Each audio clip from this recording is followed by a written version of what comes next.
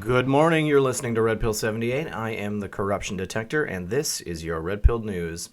We've got a couple of exciting stories for you today. First of all, from Fox News, partial government shutdown drags into 2019 with no end in sight. The partial federal government shutdown, or the Schumer shutdown as it's colloquially known, has entered its second week, and the new year without a deal to reopen the government in sight, as both sides dig in over funding for a barrier on the border with Mexico.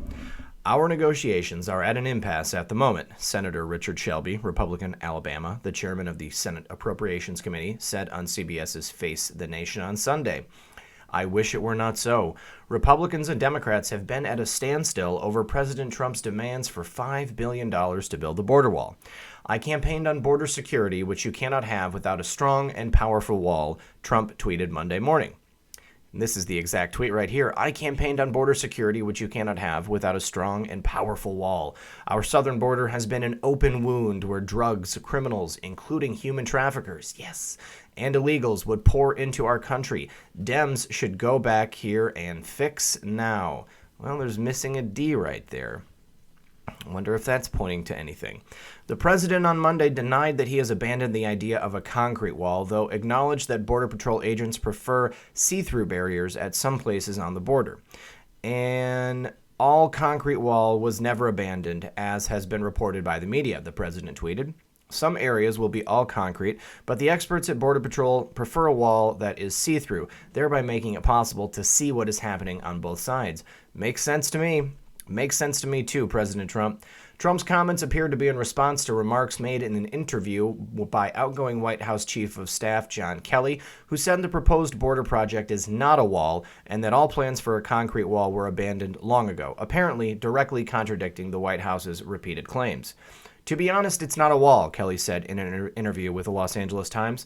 The president still says wall. Oftentimes, frankly, he'll say barrier or fencing. Now he's tended toward steel slats. But we left a solid concrete wall early on in the administration when we asked people what they needed and where they needed it. Along the same lines, White House counselor Kellyanne Conway called discussion on the apparent contradiction a silly semantic argument. Yes, it is. We need a barrier. Doesn't matter what it's made of as long as people can't get through it or get over it. There may be a wall in some places, there may be steel slats, there may be technological enhancements, Conway told Fox News Sunday, but only saying wall or no wall is being very disingenuous and turning a complete blind eye to what is a crisis at the border.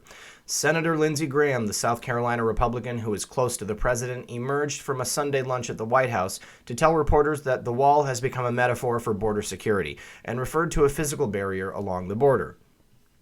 Funding for a slew of federal agencies lapsed at midnight on December 22nd, just days before Christmas, after Congress and the White House failed to pass a spending package. 9 of the 15 cabinet-level departments and dozens of agencies have closed, affecting about a quarter of the federal government.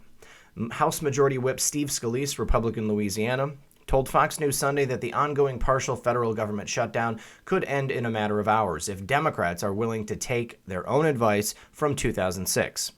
If the Senate's got a different way and a better way to approach border security, they ought to put that plan on the table.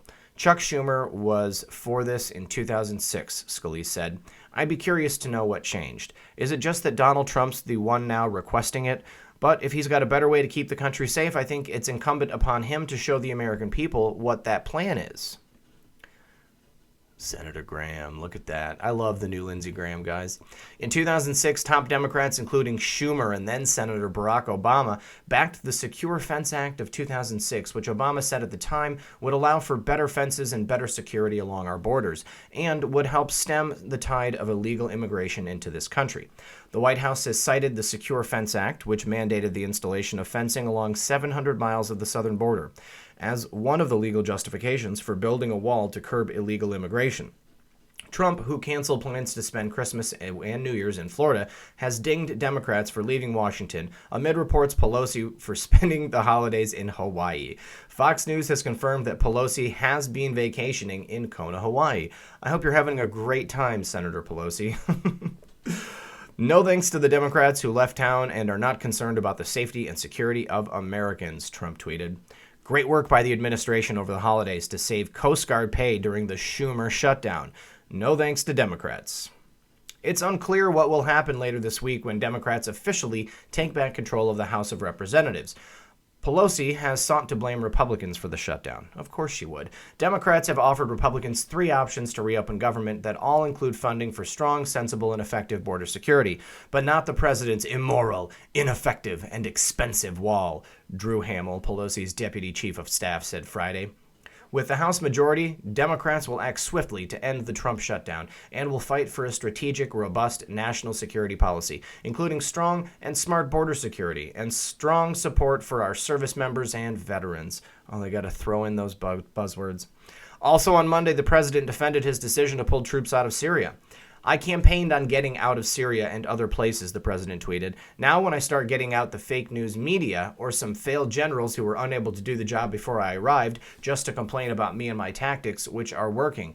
Just doing what I said I was going to do. Promises made, promises kept.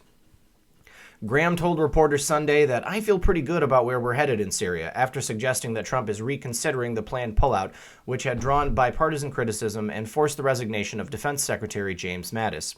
Graham emerged from the White House after a 2-hour lunch with Trump and said the president told me some things I didn't know that make me feel a lot better about where we're headed in Syria.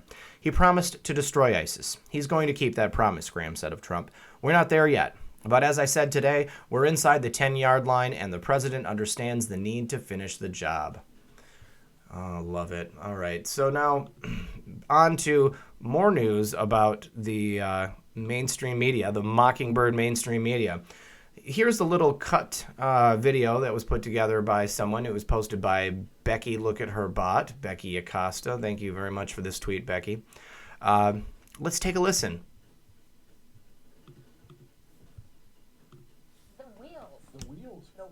The wheels are coming off. The wheels off. The wheels are coming off. Coming off. The wheels are coming off. The wheels may be coming off. The wheels are coming off. The wheels are coming off. The wheels are falling off. The wheels are coming off. The wheels are off. The wheels are coming off. The wheels are coming off. Tell me that is not a coordinated attack on our president. When you've got a bunch of different reporters saying the exact same information, and it's just a little catchphrase. The wheels are coming off. What do you think, guys? Should we say the wheels are coming off? I'll tell you where the wheels are coming off. In this report from Socialist Princess Ocasio-Cortez from the Gateway Pundit, she suffered a Twitter meltdown after she is called out for her elite upbringing. Crazy Eyes, Andrea, and whatever her name is, Alexandria Ocasio-Cortez. Congresswoman-elect Democrat Socialist Alexandria Ocasio-Cortez tweeted out a photo of her congressional office this weekend.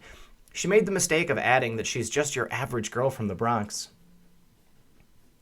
What does she say? Don't be fooled by the plaques that we got. I'm still Alex from the Bronx. I understand what she was trying to do there, but I bet it failed miserably. Oops. Conservative Michael Knowles jumped on her tweet reminding the young socialist that she actually grew up in the elite neighborhood of Worcester, miles from the Bronx. The average household wealth of the town in which you grew up is $1.2 million. Boom. This set off the socialist princess. Ocasio-Cortez doubled down on her fudged bio.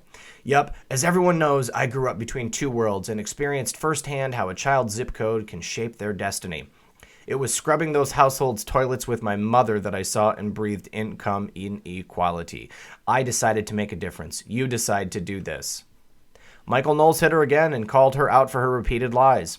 You didn't grow up between two worlds. You grew up in Worcester, then lied about it, then changed your bio when the lie was exposed. I grew up in the affluent, diverse neighboring towns, spent many weekends in the Bronx. The difference, I don't lie about my upbringing to feign victimhood.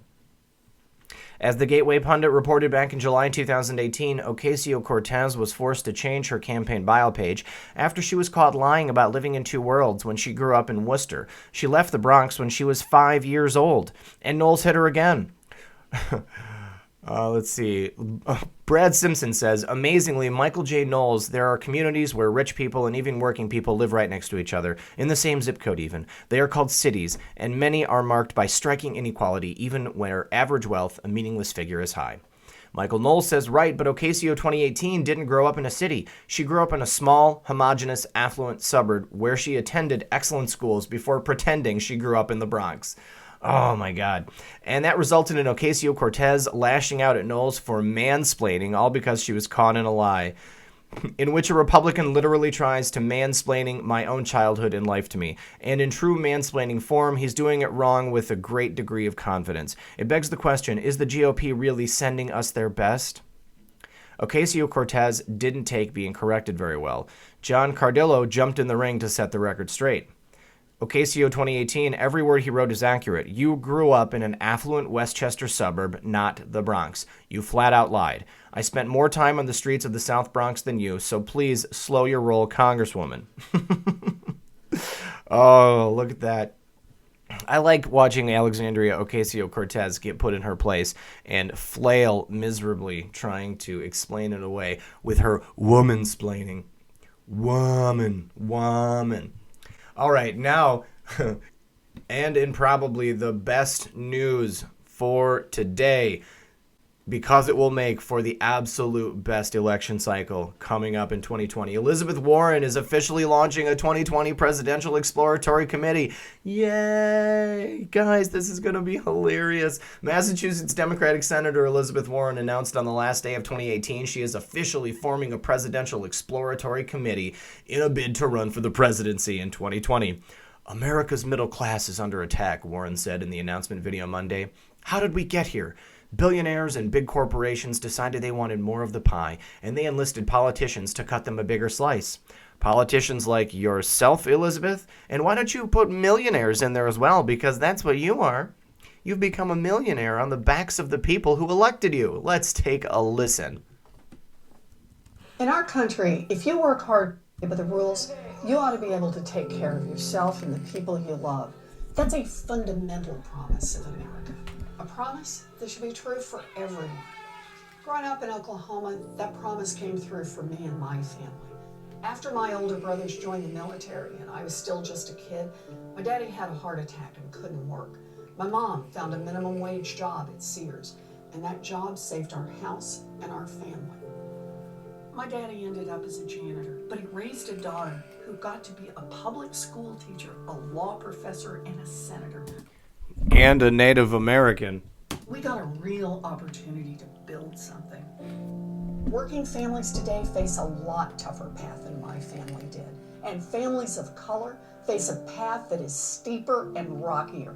A path made even harder by the impact of generations of discrimination. These are the only two races. I spent my career getting to the bottom of why America's promise works for some families, but others who work just as hard slip through the cracks into disaster. And what I found is terrifying. These aren't cracks that families are falling into, they're traps. America's middle class is under attack. How do we get here? Billionaires and big corporations decided they wanted more of the pie. And they enlisted politicians to cut them a fatter slice. They crippled unions so no one could stop them. We're going to turn the bull loose. Dismantled the financial rules meant to keep us safe after the Great Depression, and cut their own taxes so they paid less than their secretaries and janitors. It's time to write the rules for the middle class. After Wall Street crashed our economy in 2008, I left the classroom to go to Washington and confront the broken system head on. She is rather fond of those charts, guys. She loves drawing squiggly lines on a blackboard. Elizabeth Warren, apparently not afraid to tangle with Wall Street. Elizabeth Warren is heading into the lion's den. Mrs. Warren goes to Washington. We did. We created America's first consumer watchdog to hold the big banks accountable. A woman who has warned of another meltdown if Washington doesn't straighten up. I never thought I'd run for office, not in a million years. But when Republican senators tried to sabotage the reforms and run me out of town, I went back to Massachusetts and ran against one of them. And I beat him. And we are going to turn Washington back to the people. I cannot wait to see these debates, you guys. Donald Trump is going to crush her. Pocahontas. Pocahontas. Speculation regarding the Massachusetts senator's presidential aspirations have been swirling for months. In June, she announced that she would not be running for president. However, less than 3 months later, she seemingly flipped on her word, revealing she would. In fact, take a hard look at launching a presidential campaign following the midterms. Because during an interview leading up to her November election, Warren refused to commit to serving her full term in the Senate if reelected. Warren has also been quietly shopping for office space in the Boston area to headquarter her possible presidential campaign, according to a report earlier in December. And on Sunday night, she changed the name of her Twitter account from Elizabeth Forma to E. Warren, removing her home state of Massachusetts. The list of Democratic senators who are mulling over their own challenge to President Donald Trump in 2020 is continuing to expand. Following midterm elections, Democratic Senators Sherrod Brown of Ohio, Amy Klobuchar of Minnesota announced they are both considering a presidential run. New York Senator Kirsten Gillibrand acknowledged she might be walking back her promise to serve out her full 6-year Senate term if she is elected to the seat because of her presidential campaign. I can't wait to hear the questions about a certain cult from Kristen Gillibrand. Everyone, that is a great story. I think we're going to be looking into that more later. Other senators who are rumored to be planning a presidential run include Democratic Senator Cory Booker of New Jersey, heterosexual, Independent Senator Bernie Sanders of Vermont, and Democratic Senator Kamala Harris of California. Democratic Senator John Tester of Montana predicted as many as 13 or 14 senators could end up running. They are going to drown each other out. Donald Trump is the only candidate who's going to win in 2020 because he's the only politician who does what he says. Thank you, everyone, for joining me today. We've got a couple of more videos coming later on, so keep your eyes open. Make sure you've hit notifications if you have already liked, shared, and subscribed. Thank you very much. I am the Corruption Detector, Red Pill 78. This has been your Red Pill News. Everyone, good luck and God bless.